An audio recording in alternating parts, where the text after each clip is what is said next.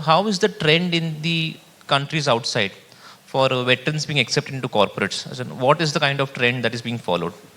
Okay, so I had the privilege of doing my master's in defense studies where there were officers from 50 different countries and we would interact with each other extensively. In quite a few countries, especially in the Western world, they have this concept of a short service commission where they serve for 5 years, 10 years, and they get directly absorbed into corporates. They have a contract, the armed forces have a direct contract with the corporates. And based on what technology that they are working on in the armed forces, those companies directly hire that people. I can assure you that it exists for the United States, for Australia, for New Zealand, even for UK. Because I am still in touch with some of the officers there, and few officers have transitioned into the civil world just based on their experiences, and they transit. So it's fairly widespread in the Western world. Yes, I don't want to compare with Afghanistan, Pakistan, they are not worth mentioning. So, but how easy is the transition? What I meant to ask so you, the transition as compared to what is in India, how easy is the transition process? So what happens is, in those countries, the moment, let's say, I know Major Oswald, who was with me when I was doing my master's, he was in the US Air Force. So he had a tenure of 8 years. In the 7th year, the US Air Force sent him to a university in a paid program to study the exact subjects which that corporate wanted him to study to get absorbed.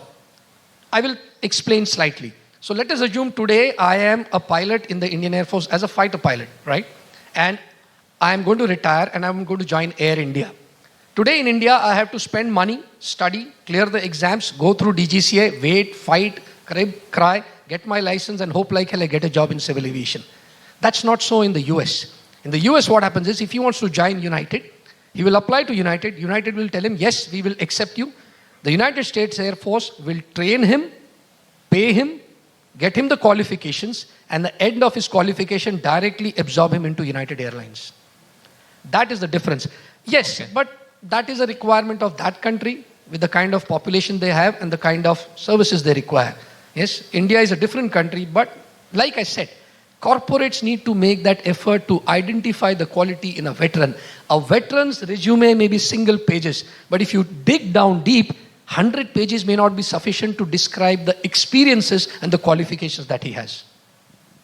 Okay, yeah, please. Yeah, so I would like to help the HRs and the organizations who are actually thinking of hiring veterans and extend what sir has said. So when it comes to US or any other Western countries, if you see big corporations like Tesla, you know, they have different programs the way we have in India for interns, apprentice, and you know, those are with universities generally. And as sir said, they have in Western countries for the veterans as well, or people who are coming out. So here in India, academia is now, or the management schools are now indulged into having MOUs with the armed forces to bridge the gap between corporates and the armed forces when it comes to business knowledge, right? So that is something which India started doing. But what sir said, when they have programs with academia and you know, armed forces together where corporates invest, that is something that we need to start thinking of. So this is one. Secondly, when it comes to different experiences, in India, armed forces people are already working with academia for research.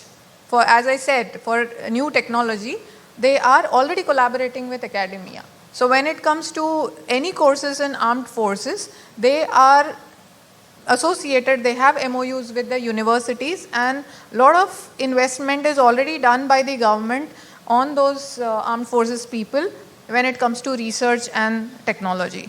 So this is something which is similar to the Western world. But when it comes to transition is something which has to be even smoother.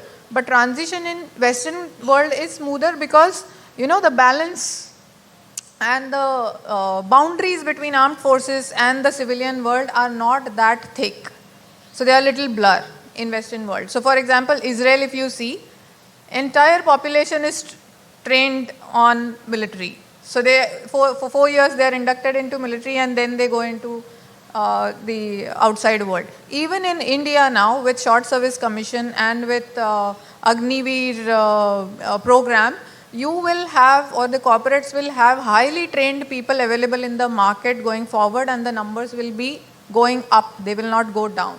So we have to probably think of understanding the skill sets of armed forces even beyond, to be ready to absorb them.